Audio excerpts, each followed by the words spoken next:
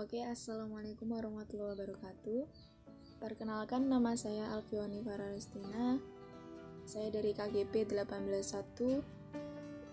Tugas ini untuk memenuhi tugas ujian akhir semester Desain Periklanan 2. Mari kita lihat PPT-nya.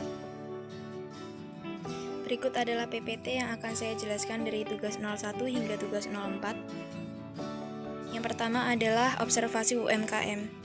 Pelaku UMKM yang saya ulas yaitu wirausaha makanan atau jajanan ringan berupa makaroni yang digemari oleh semua kalangan dan tidak terpaku usia yang ada di lingkungan Meranggen, Demak.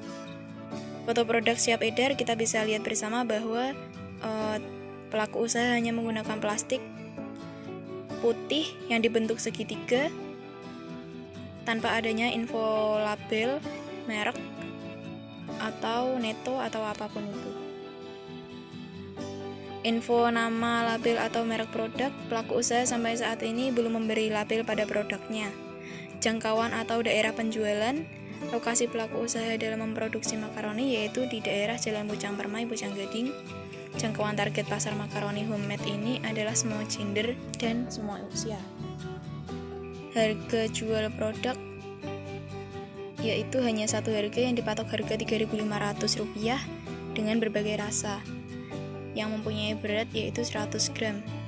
Komposisi bahan makanan yaitu yang pertama makaroni, kedua garam, ketiga minyak goreng, keempat bumbu bubuk aneka rasa, dan makaroni ini tidak mempunyai nomor PIRT.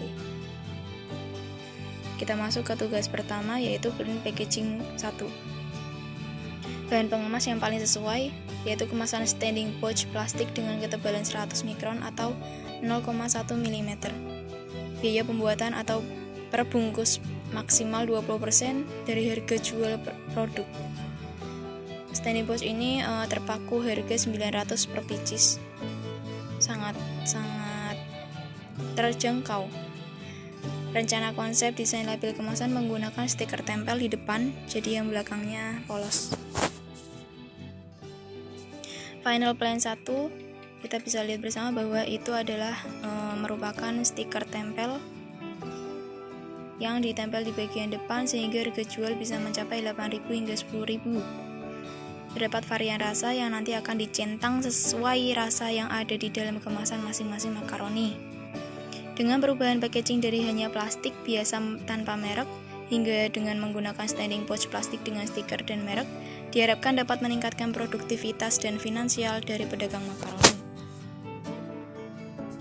Berikut adalah gambar standing pouch yang ditempel oleh stiker yang saya buat.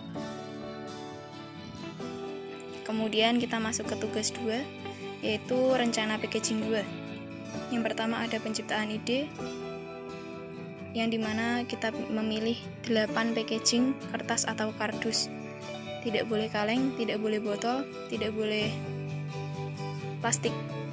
Kita bisa lihat yang gambar pertama yaitu seperti box susu, yang kedua seperti box sirup, yang ketiga seperti box kado dengan tutup dan wadah terpisah. Yang keempat seperti box burger, yang kelima seperti box ayam crispy, yang keenam seperti box noodle atau mie. Kemudian yang ketujuh adalah seperti tempat makan. Dia wadahnya terbuat dari kertas duplek dan tutupnya terbuat dari mika. Yang kedelapan ada pegangannya dan ada mikanya, jadi kita bisa lihat isinya. Kemudian yaitu yang kedua penyaringan ide diambil rasio 2:1, jadi hanya 4 rencana dari 8 rencana. Yang pertama saya memilih seperti box susu, yaitu bahan kemasan kertas duplek.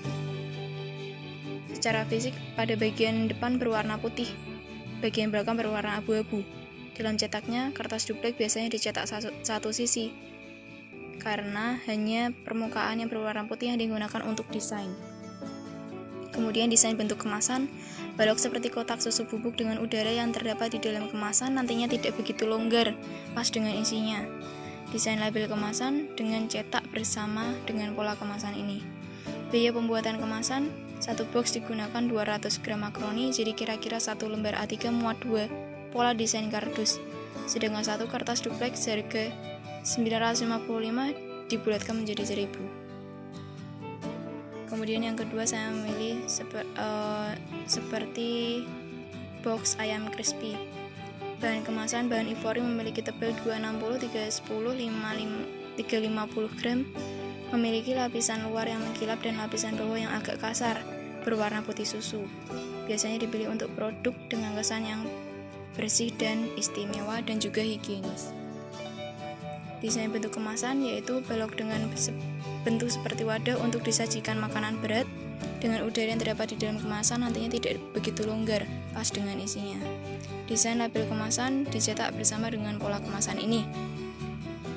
Biaya pembuatan kemasan, satu box hanya digunakan untuk 150 sampai 160 gram makaroni, jadi kira-kira satu lembar A3 muat 3 pola desain kardus, sedangkan satu kertas ivory seharga 1.500. Kemudian yang ketiga saya memilih packaging seperti tempat makan.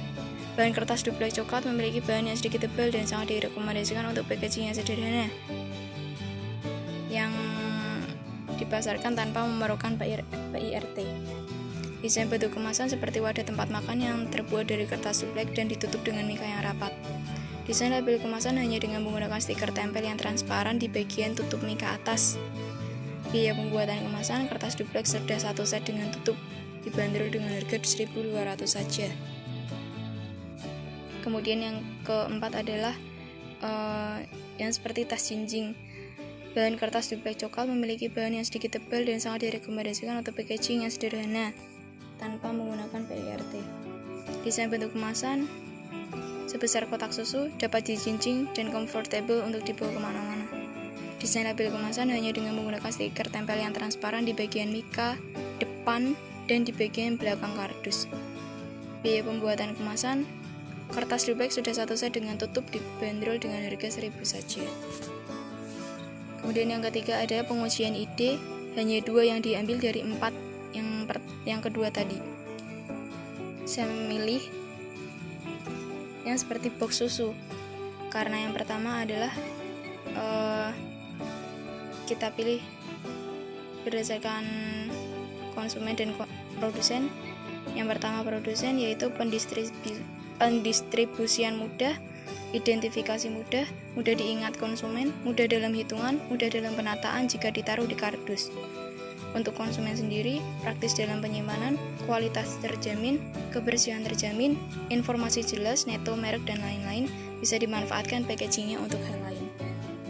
Yang kedua, saya memilih yang seperti tempat makan, karena di produsen sendiri pendistribusian mudah, identifikasi mudah, mudah diingat konsumen, mudah dalam hitungan, mudah dalam penataan jika ditaruh di kardus, mudah untuk dijual di warung kecil, masih bisa terjangkau harganya.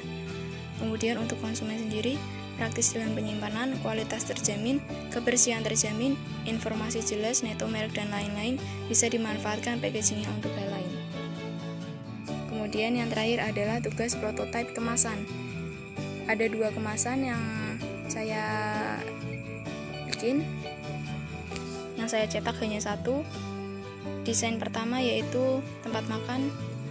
Kotak pertama itu adalah wadahnya, sedangkan yang pola di bawahnya adalah mikanya. Kemudian desain kedua adalah berupa box seperti box susu. Langsung kita lihat hasilnya. Ini adalah hasil jadi ketika sudah saya rangkai. Tampak depan, tampak belakang, dengan kata-kata mutiara yang tiap box beda-beda. Jadi konsumen akan terus ingin membeli karena ingin mengkoleksi kata-kata mutiara. Tutup, saya memilih tutup seperti tutup Sariwangi yang tidak usah memerlukan lem jika sudah dibuka. Sekian video dari saya, maaf bila ada salah kata. Wassalamualaikum warahmatullahi wabarakatuh.